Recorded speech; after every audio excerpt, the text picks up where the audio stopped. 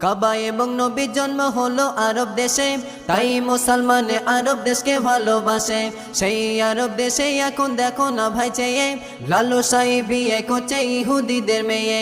আরব দেশে পাপাচারে বেড়ে গেছে এত, নবী না থাকলে সে তাই গজব নাজিল হতো। কমে গেছে বাদশার এত ইমানের বল, মোদির কথা শুনে গেল সিনেমার হল। যে মোদি আঘাত করলো বান্দা বান্দির, বাবরি মসজিদ ভেঙে গেল রাম মন্দির।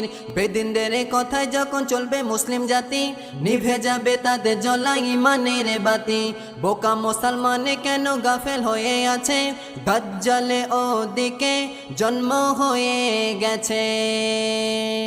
দাজ্জালে জন্ম হয়ে গেছে, সাগরে তার বাধা আছে।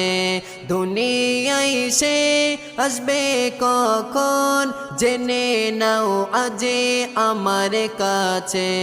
দাজ্জালে জন্ম হয়ে গেছে, সাগরে তার বাধা আছে। দুনিয়ায় সে আসবে কখন, জেনে নাও আজে আমার কাছে। আমার কাছে ফুরাত নদীতে হঠাৎ করে সোনার পাহাড় ভেসে উঠবে। তামাম পৃথিবীর সকল সরকার বলবে ওটা আমায় দরকার।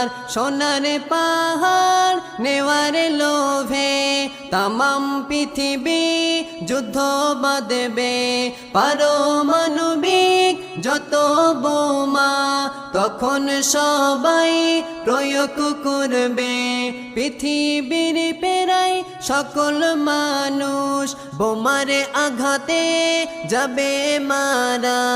101 জন বেঁচে রবে, ম্যাক্সিমাম ইমান ওলা যারা।